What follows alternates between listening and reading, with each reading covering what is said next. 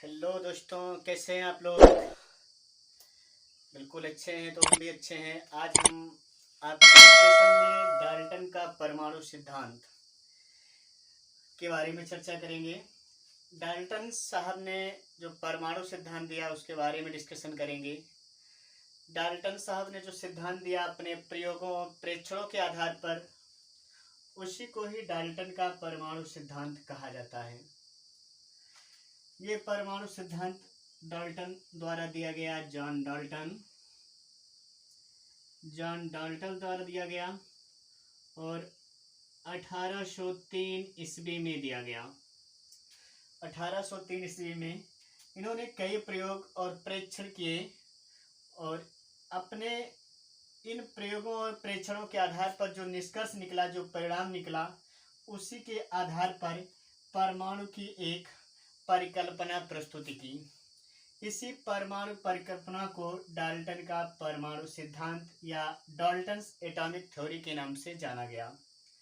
अब डाल्टन साहब ने अपने इस एटॉमिक थ्योरी में क्या क्या सिद्धांत दिया, क्या क्या बातें बताई, उन पॉइंट को हम जानेंगे। बिल्कुल इजी भाषा में जानेंगे, बिल्कुल इजी वे में जानेंगे। उन पॉइंट की अगर हम बात करें तो फर्स्ट सिद्धांत के बारे में जो इन्होंने बताया वो ये बताया कि जो परमाणु है वो अति सूक्ष्म, परमाणु जो है अति सूक्ष्म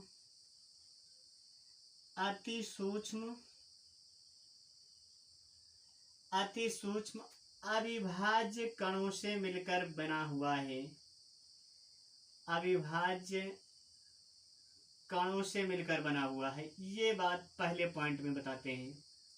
इन्होंने कहा परमाणु अति सूक्ष्म अविभाज्य कणों से मिलकर बना है,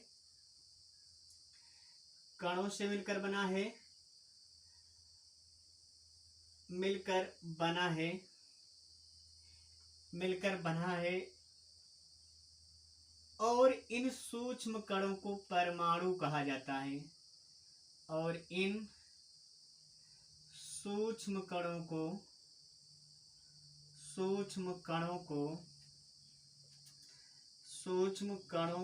परमाणु कहा जाता है। ये बात क्लियर हो गई। परमाणु कहा जाता है। पहले पॉइंट में इन्होंने बताया कि परमाणु अति सूक्ष्म अविभाज्य कणों से मिलकर बना हुआ है और इन सूक्ष्म कणों को परमाणु कहा जाता है। क्लियर हो गई बात। बिल्कुल परमाणु की परिकल्पना में पहले पॉइंट को बताया, परमाणु अति सूक्ष्म अविभाज्य कणों से मिलकर बना हुआ है और इन सूक्ष्म कणों को परमाणु कहा जाता है। अविभाज्य का मतलब होता है कण जो होते हैं उनको हम चाह करके भी विभाजित नहीं कर सकते, यानी अन्य छोटे कणों में उन्हें हम तोड़ नहीं सकते। कहने का मतलब ये हो गया। पहली हाइपोथेसिस में ये बात क्लियर हो गई। परमाणु अति सूक्ष्म अविभाज्य कणों से मिलकर बना है और इन सूक्ष्म कणों को परमाणु कहा जाता है, पहले पॉइंट में बताया। दूसरे पॉइंट में क्या बताते हैं? दूसरे पॉइंट में बताया गया इनके द्वारा कि किसी भी द्रव्य का जो मूल कण है वो परमाणु है, यानी परमाणु द्रव्य का मूल कण है। किसी भी द्रव्य का मूल कण है,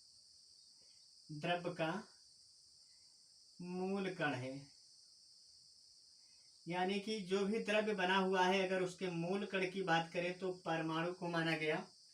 इन थ्योरी के अनुसार परमाणु द्रव्य का मूल कण है। परमाणु द्रव्य का मतलब आप जानते हैं, मैटर, कोई भी वस्तु जो स्थान घेरती है, जिसमें भार होता है, उसे ही हम द्रव्य कहते हैं। यानी कि जो वो द्रव्य बना हुआ है वो परमाणुओं से मिलकर बना हुआ है और वो परमाणु ही उसका मूल कण है। मूल कण क्यों हो गया? क्योंकि इन्होंने पहले ही बता रखा है कि अति सूक्ष्म अविभाज्य कणों से मिलकर बना हुआ है। जब ये विभाजित नहीं होगा तो और मूल कण नहीं बनेंगे, यानी परमाणु को ही हम मूल कण मानेंगे। बिल्कुल इनकी हाइपोथेसिस के अनुसार ये दूसरा पॉइंट भी क्लियर होता है कि परमाणु द्रव्य का मूल कण है। ठीक है, ये बात इन्होंने बताई। चलिए तीसरे पॉइंट में समझते हैं डाल्टन साहब के परमाणु सिद्धांत का तीसरा पॉइंट क्या था। तीसरे पॉइंट में ये बताया गया कि परमाणु किसी भी रासायनिक अभिक्रिया में, परमाणु किसी रासायनिक अभिक्रिया में, किसी रासायनिक अभिक्रिया में, किसी रासायनिक अभिक्रिया में, परमाणु किसी रासायनिक अभिक्रिया में, परमाणु किसी रासायनिक अभिक्रिया में भाग लेते हैं, भाग लेते हैं यानी कि उसमें सम्मिलित होते हैं, पार्टिसिपेट होते हैं, किंतु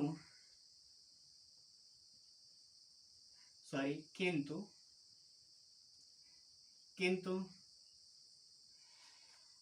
अभिक्रिया के पश्चात, अभिक्रिया के पश्चात या दौरान लिखेंगे, अभिक्रिया के दौरान, अभिक्रिया के दौरान विघटित नहीं होते, विघटित या नष्ट नहीं होते, विघटित या नष्ट नहीं होते, नष्ट नहीं होते,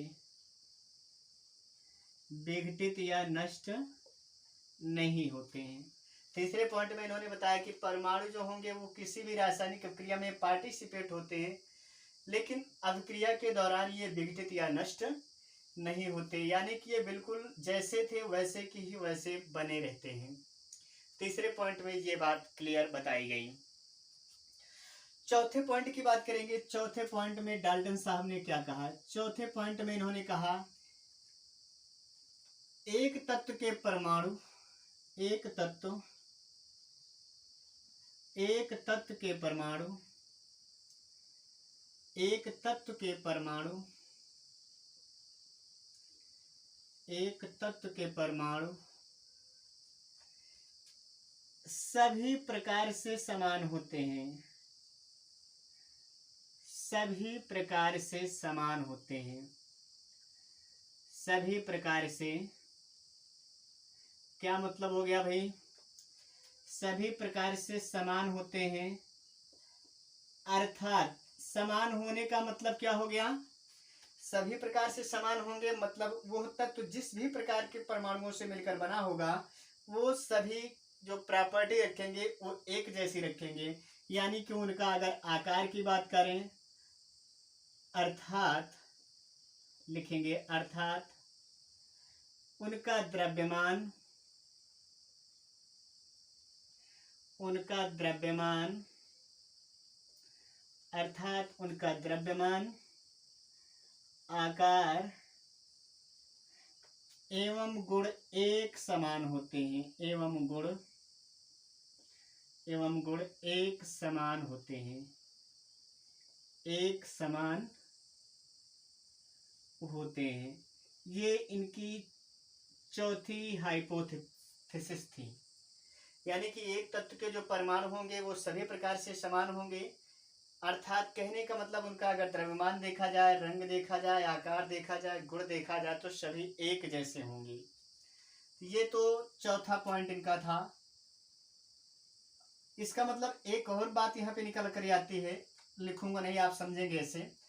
अगर एक तत्व के सभी परमाणु एक समान है तो इसका मतलब भिन्न तत्व के परमाणु एक दूसरे से भिन्न गुण रखेंगे और एक दूसरे से अलग होंगे, उनका द्रव्यमान अलग होगा, उनका आकार भी अलग होगा और उनका गुण भी अलग होगा।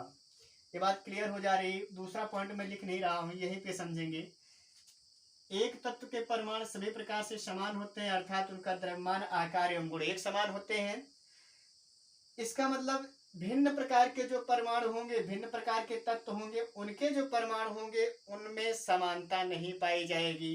कहने का मतलब उनका द्रव्यमान दूसरे तत्व से अलग होगा, उनका आकार दूसरे तत्व के परमाणु से अलग होगा, उनका गुण दूसरे तत्व के परमाणु से अलग होगा। यह बात भी किसी किसी बुक में अलग पॉइंट के रूप में मेंशन किया गया है, बट मैं इसको यहीं पर क्लियर कर दे रहा हूं। मैं अगले पॉइंट में लिख नहीं रहा हूं, इसी बात पे वो आप क्लियर समझेंगे पॉइंट को। चलिए अब अगले पॉइंट की बात करते हैं। अगले पॉइंट में, अगला पॉइंट में आगे लिख रहा हूं, थोड़ा सा जगह नहीं है। पांचवा पॉइंट आगे लिखने वाला हूँ। पांचवा पॉइंट यहाँ पे लिख रहा हूँ, आप समझेंगे। इन्होंने कहा कि किसी भी तत्व का एक निश्चित परमाणु भार होता है, निश्चित परमाणु भार होता है। किसी भी तत्व का एक निश्चित परमाणु भार होता है और परमाणु भार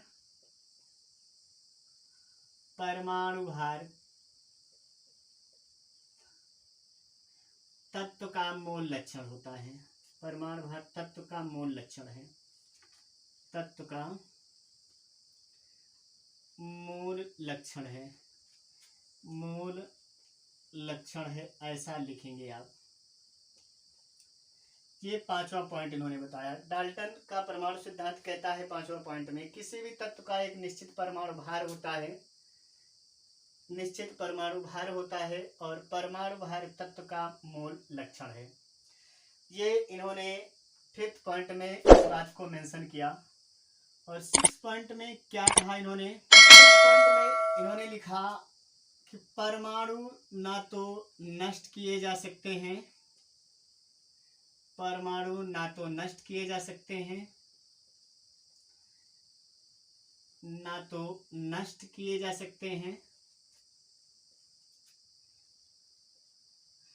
नष्ट किए जा सकते हैं, किए जा सकते हैं और ना ही बनाए जा सकते हैं, और ना ही बनाए जा सकते हैं, बनाए जा सकते हैं।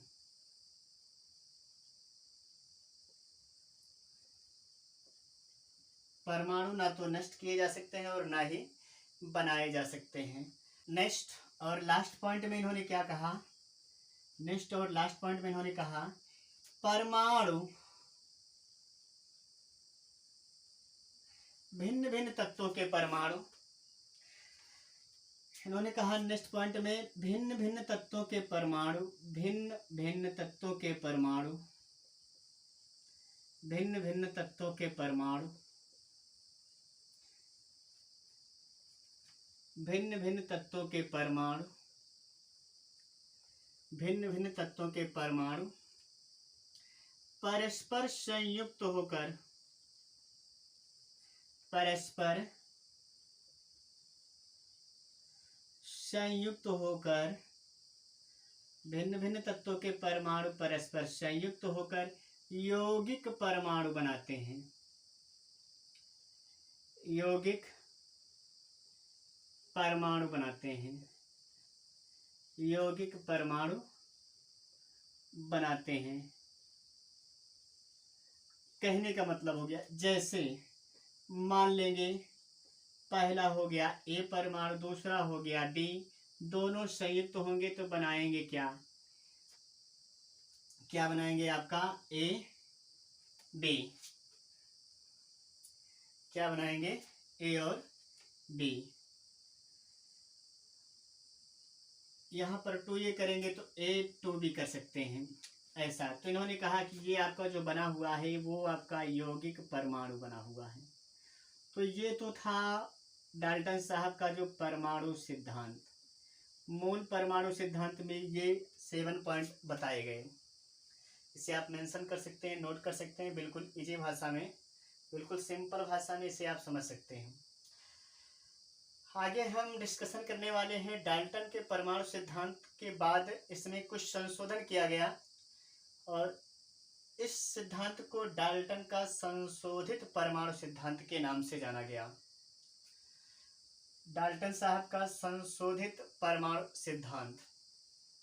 अब डाल्टन साहब के संशोधित परमाणु सिद्धांत के बारे में डिस्कशन करेंगे। इसको हम मिटा दे रहे हैं और यहाँ पे हम लिख रहे हैं संशोधित।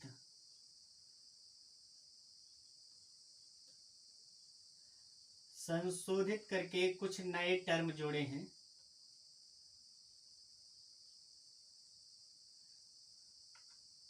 डाल्टन साहब का परमाणु संशोधित परमाणु सिद्धांत क्या कहता है?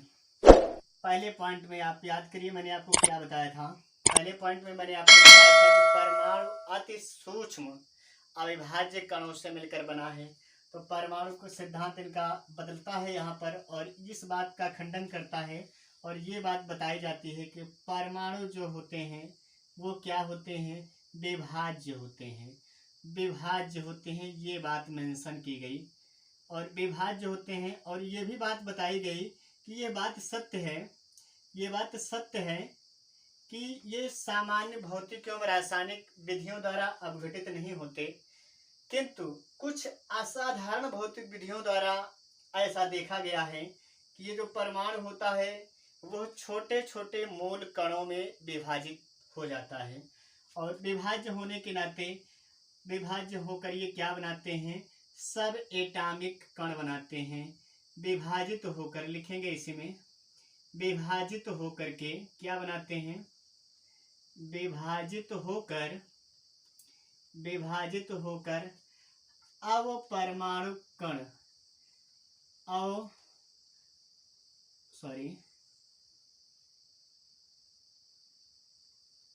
अवपरमाणविक कण, या कहीं पर ये आपको मूल कण भी लिखा मिल सकता है, या मूल कण बनाते हैं, या मूल कण।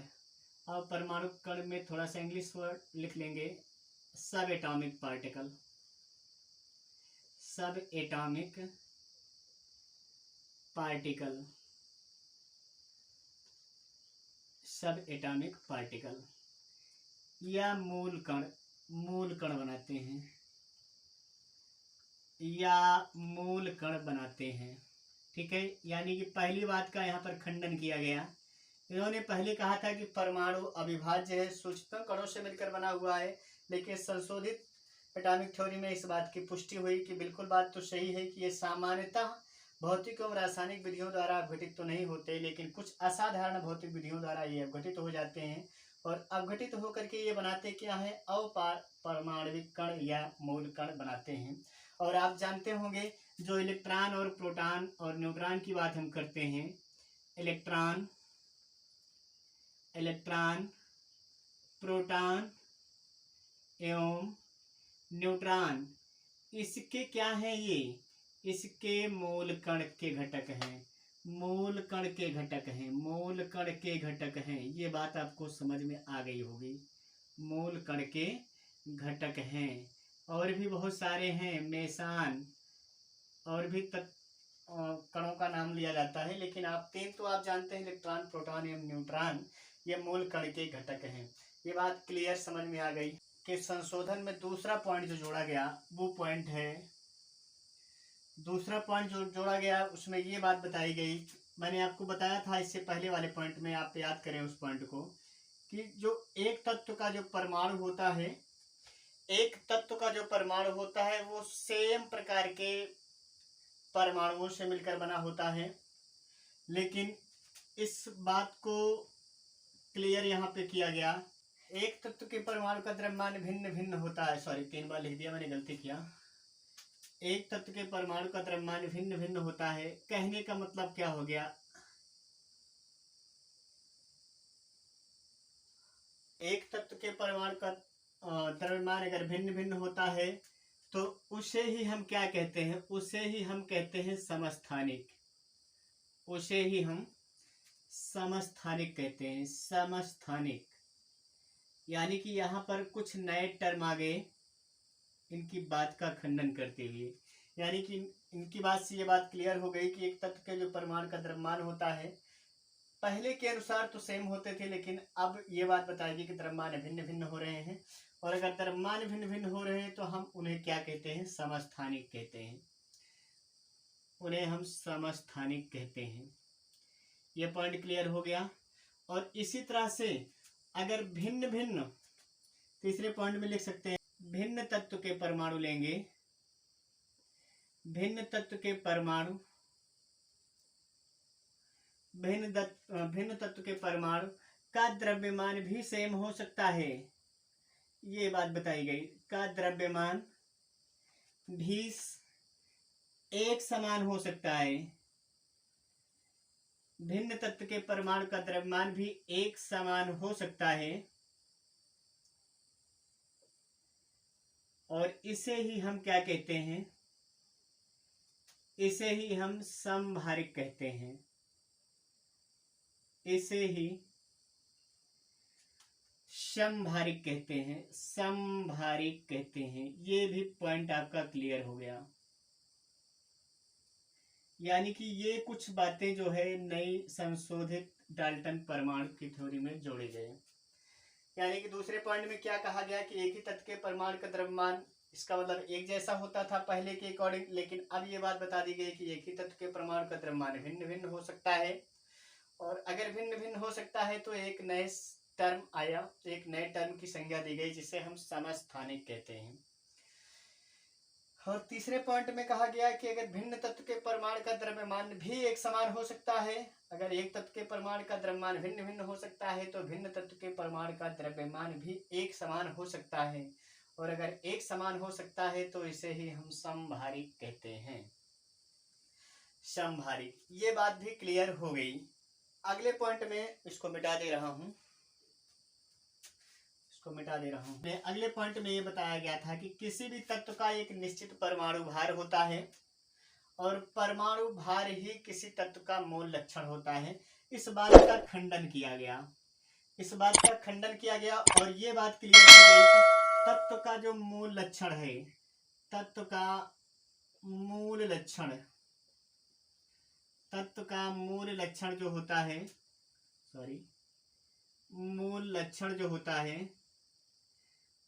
तत्व का मूल लक्षण जो होता है परमाणु भार न होकर परमाणु क्रमांक होता है।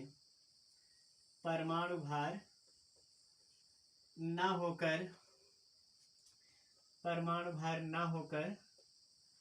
परमाणु क्रमांक होता है, परमाणु क्रमांक, या इसे इंग्लिश में कहते हैं क्या आप, एटॉमिक नंबर, एटॉमिक नंबर। तत्व का मूल लक्षण परमाणु भार ना होकर परमाणु क्रमांक होता है। ये बात यहां से क्लियर हो गई। अब ये परमाणु क्रमांक क्या होता है, मैंने आपको पिछले वाले अपने वीडियो में बता रखा है। परमाणु क्रमांक क्या होता है, किसी भी तत्व के परमाणु के नाभिक में उपस्थित जो प्रोटॉनों की संख्या होती है उसे ही हम परमाणु क्रमांक कहते हैं, और इसे कैपिटल जेड से प्रदर्शित करते हैं। ये सारी बातें मैंने आपको अपने पिछले वाली वीडियो में बता रखी है। तो डाल्टन साहब के जो परमाणु सिद्धांत में ये संशोधन किया गया कि तत्वों का जो मूल लक्षण होता है वो परमाणु भार न होकर के परमाणु क्रमांक होता है। इसे आप संशोधन में न्यू पॉइंट में आप ऐड कर सकते हैं। और नेक्स्ट और लास्ट पॉइंट में जो संशोधन मिलता है वो ये बताया गया है कि जो परमाणु संयुक्त होकर के परमाणु यौगिक बना रहे थे, ये परमाणु यौगिक ना बनाकर क्या बनाते हैं, ना बना करके अणु बनाते हैं। ये बात क्लियर बताई गई, अणु बनाते हैं। तो दोस्तों ये एक छोटा सा टॉपिक था, इस पर मैंने चर्चा किया। डाल्टन का परमाणु सिद्धांत, डाल्टन्स एटॉमिक थ्योरी, और ये मैंने आपको उनका जो मूल एटॉमिक थ्योरी थी वो भी बताया, और संशोधित एटॉमिक थ्योरी जो आई वो भी मैंने बताया। इसे आप पॉइंट आउट करके 1 बाय 1 रिवीजन करके आप तैयार कर सकते हैं। बहुत ही ईजी टॉपिक है, आपको बहुत बेहतरीन से आशा करता हूँ समझ में आया होगा। अगर आप मेरे चैनल पे नए हैं तो आप इसे लाइक और सब्सक्राइब करना ना भूलें, इससे हमारा मोटिवेशन बढ़ता है और हम आपको अच्छा सा अच्छा टॉपिक और इजी से इजी वे में आपको प्रोवाइड करने का प्रयास करते रहेंगे। Thank you.